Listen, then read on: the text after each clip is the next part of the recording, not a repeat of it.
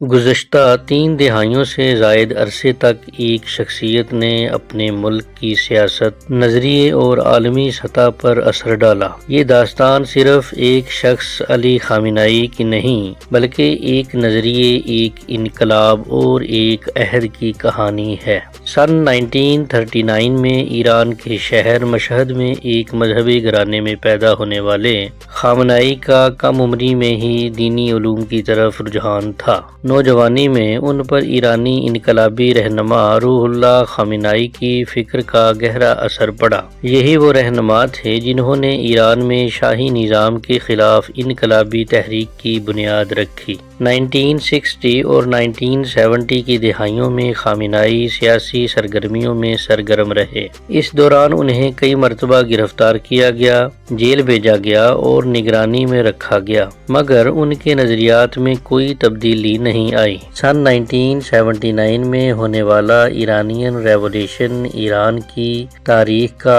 ایک فیصلہ کن موڑ تھا۔ اس انقلاب کے نتیجے میں شاہی نظام کا خاتمہ ہوا اور ایک اسلامی جمہوریہ قائم ہوئی۔ انقلاب کے بعد خامنہ ای ریاستی ڈھانچے کا اہم حصہ بن گئے۔ وہ 1981 میں ایران کے صدر منتخب ہوئے اور ایران عراق وار کے مشکل دور میں قیادت کا حصہ رہے۔ 1989 میں آیت اللہ خمینی کے انتقال کے بعد خامنہ ای کو ایران کا سپریم لیڈر منتخب کیا گیا۔ یہ منصب ایران میں سب سے زیادہ بااثر سمجھا جاتا ہے، جہاں خارجہ پالیسی، دفاعی حکمت عملی اور ریاستی سمت کا تعین ہوتا ہے۔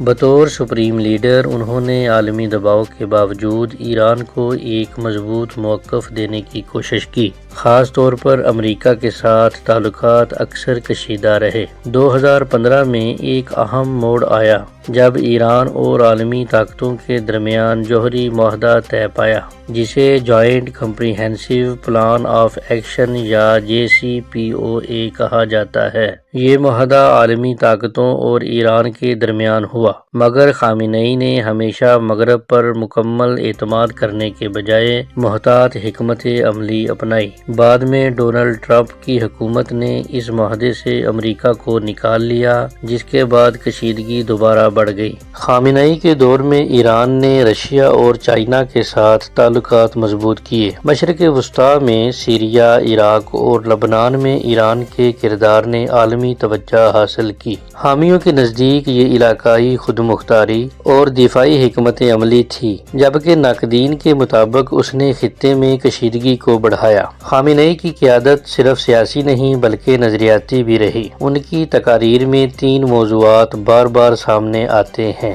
خودداری، مزاحمت، نظریاتی استحکام۔ انہوں نے نوجوان نسل کو انقلابی شناخت سے جوڑنے کی کوشش کی اور ریاستی اداروں کو ایک مضبوط نظریاتی ڈھانچے میں پرویا۔ آیت اللہ علی خامنہ ای کی میراث سادہ نہیں۔ کچھ کے نزدیک وہ استحکام اور مزاحمت کی علامت ہیں، جبکہ کچھ انہیں سخت گیر قیادت کی مثال سمجھتے ہیں۔ لیکن تاریخ میں ان کا نام ایک ایسے رہنما کے طور پر درج ہوگا جس نے 3 دہائیوں سے زائد عرصے تک ایک ریاست کی نظریاتی اور سیاسی سمت متعین کی۔ خامنہ ای صرف ایک فرد نہیں بلکہ ایک دور کا نام ہے، ایسا دور جس کی بازگشت عالمی سیاست میں دیر تک سنائی دیتی رہے گی۔